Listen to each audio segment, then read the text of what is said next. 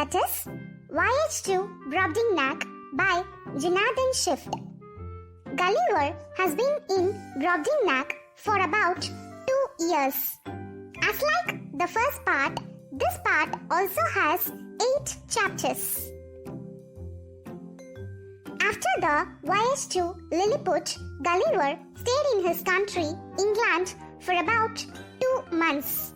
Later, he decided to sail to Cape of Good Hope and Madagascar in the ship called Adventure. When he was sailing in the ship, the monsoon wind blew away his ship. Thereby, Gulliver landed in an unknown land where there was no inhabitants. The place was fully surrounded by only rocks.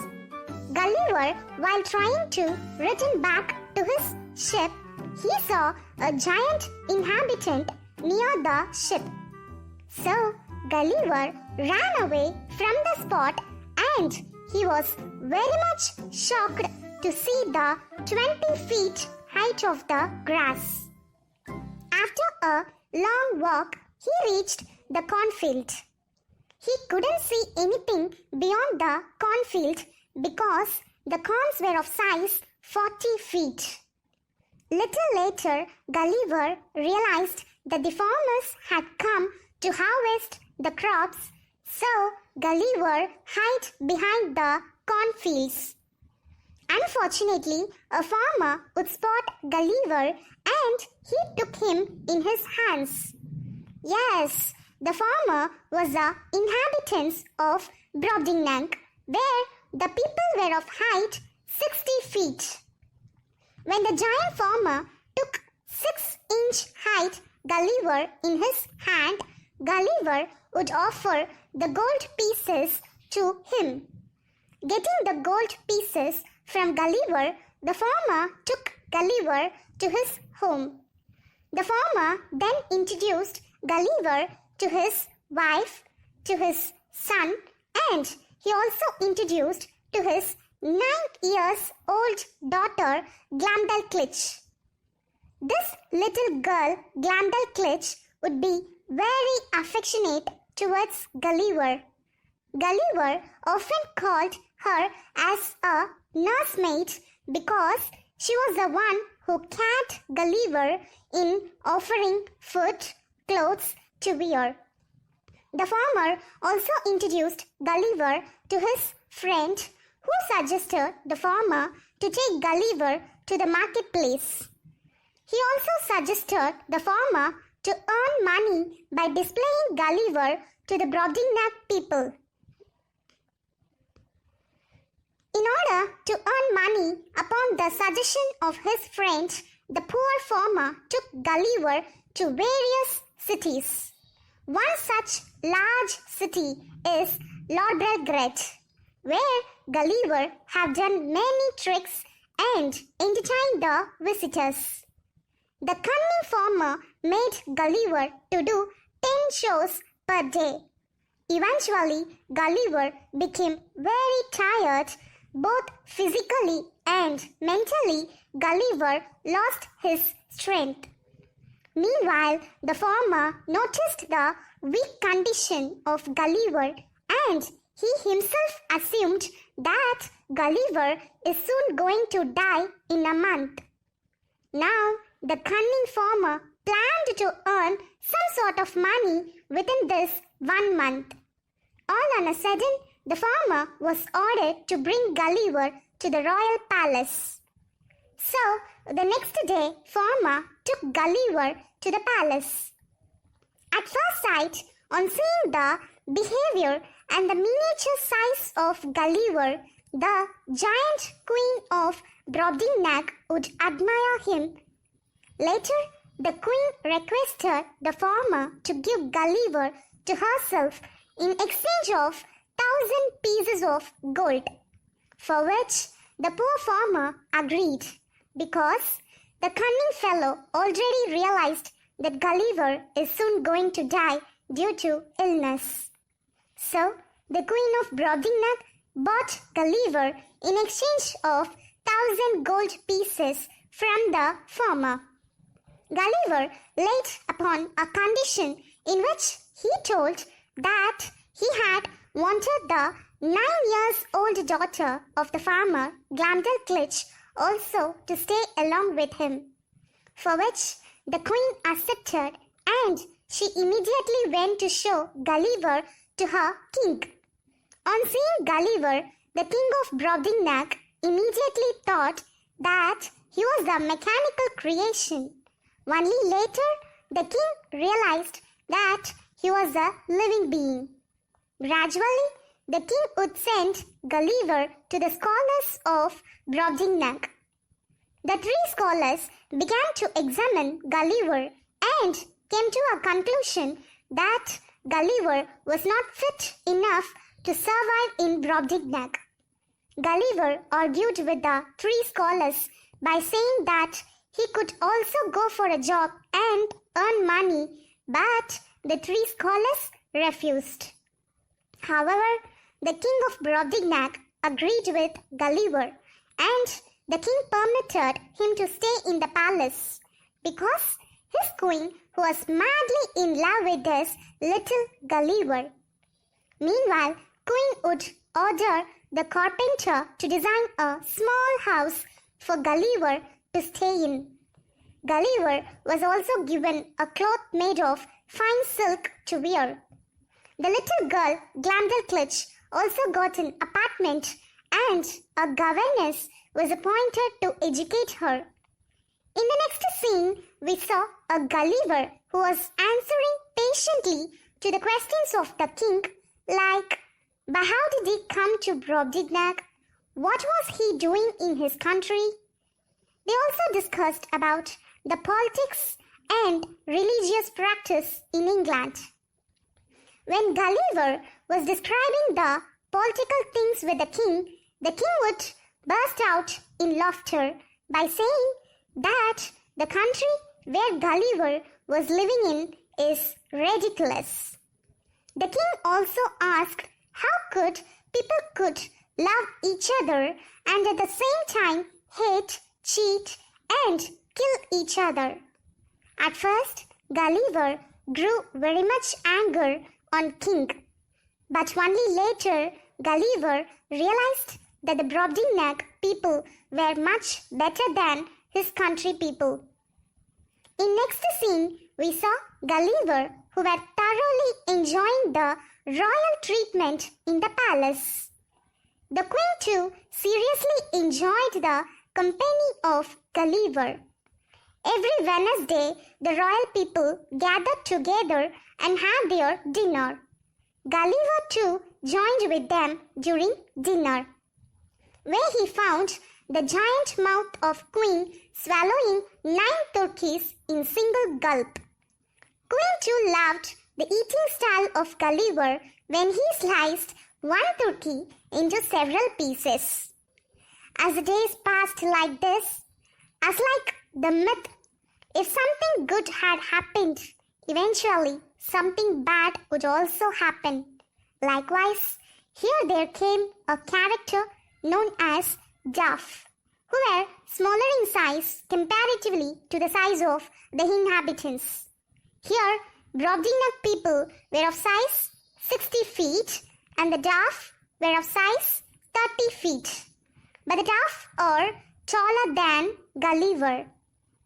This Duff in the palace hated the attention of king, queen and even every people was towards Gulliver. The Duff decided to do many evil things in order to make Gulliver to run away from the palace.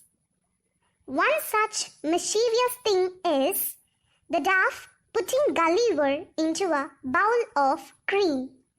By God's grace, Gulliver knew swimming and he escaped from it.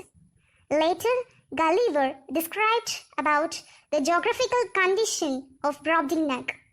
First of all, he informed us that Brobdingnag was a peninsula area where one side is covered by mountains and the other 3 sides covered by sea.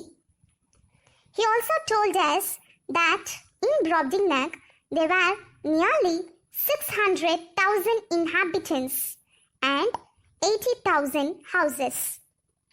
He also described the king's palace, and there were around 600 houses in stables, each were of height 54 to 60 feet.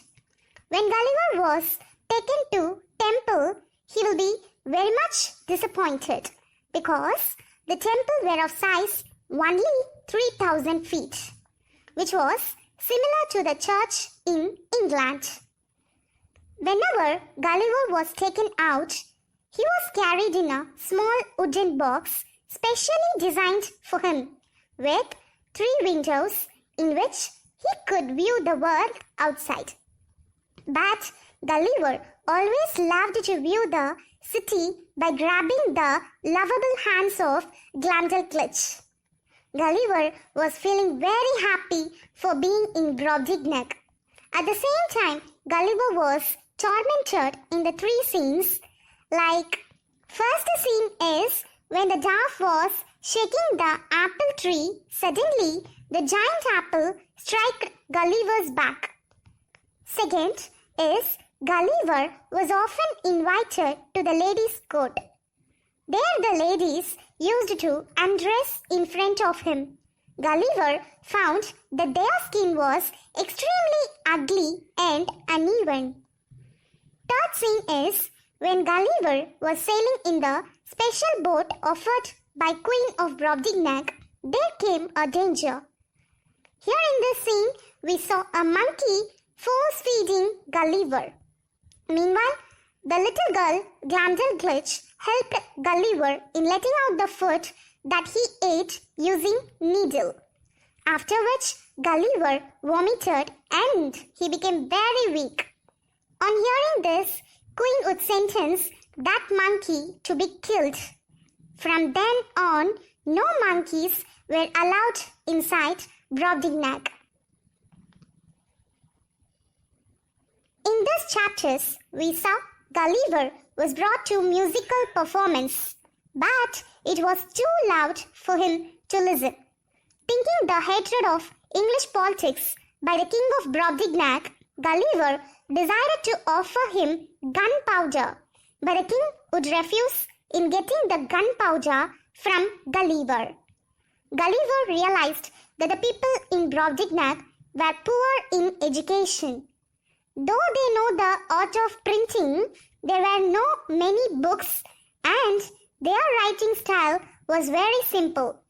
Now, Gulliver was absolutely in need of freedom because he assumed that the people might put his own child inside the cage when he was married to a woman of Brobdingnag. So, he requested the queen to let him out for few hours to sail in his small boat. While sailing in the special boat with a page boy, suddenly Gulliver felt that he was flying. Only then he realized that he was hanging in the claws of an eagle.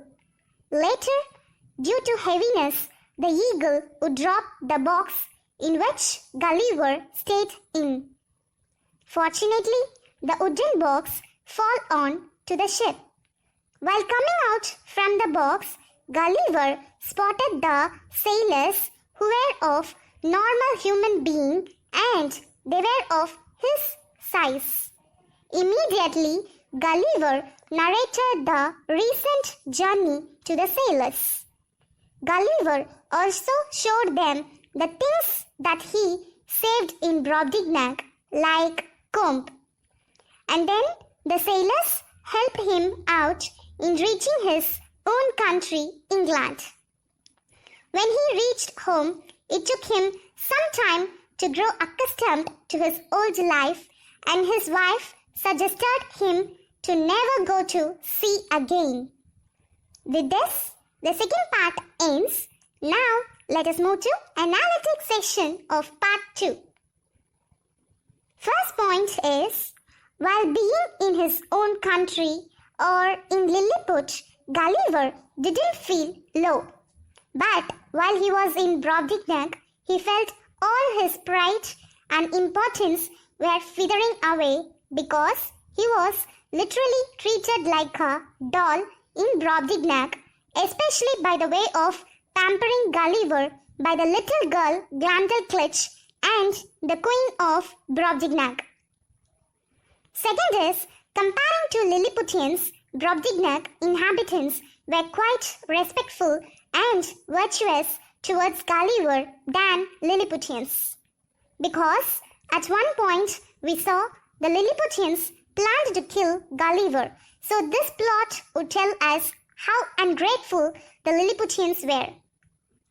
Third is, even though Swift made use of the first voyage to satirize the English politics, here in the Voyage to Brobdingnag, Swift satirized the English politics also through the character the King of Brobdingnag.